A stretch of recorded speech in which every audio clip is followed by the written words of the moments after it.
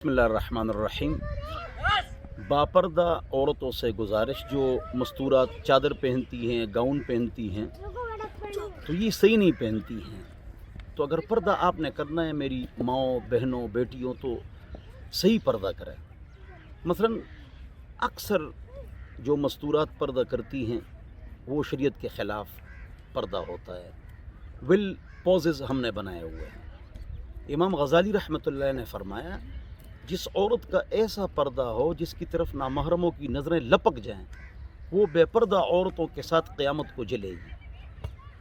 تو ایک مصیبت یہ ہے کہ پردہ نہیں ہے، اور دوسری مصیبت یہ کہ جتنا پردہ آپ کو نظر آ رہا ہے، خدا کی قسم یہ پردہ نہیں ہے، یہ رواج ہے۔ شرعی پردہ کرو، شرعی پردہ کرو۔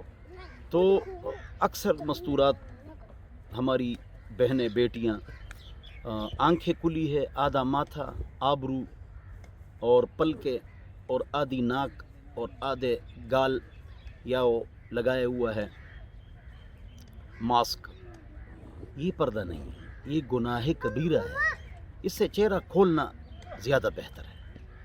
مقصد پردے کا یہ کہ عورت کا حسن چھپ جائے۔ جس پردے سے حسن دوبالا ہو جائے وہ پردہ نہیں ہے۔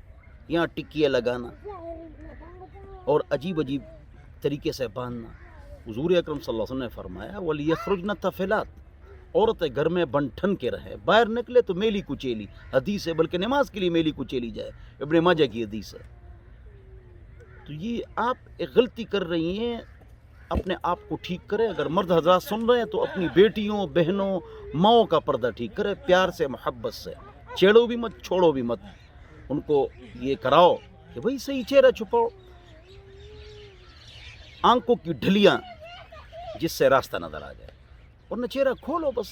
یہ باقی کام نہ کرو، ناراض نہ ہونا، غصہ نہیں کرنا ہے۔ اپنے جنا جو آپ بازاروں میں دیکھتے ہیں مستورات، ان کا لباس ٹھیک نہیں ہوتا ہے، یا ان کا کوئی پردہ ٹھیک نہیں ہوتا ہے، یا ان کی کوئی حرکت ٹھیک نہیں ہوتی، تو آپ نے گھر پر آ کر تو ان کو ٹھیک کرنا ہے کہ آپ نے اس طرح نہیں کرنا ہے۔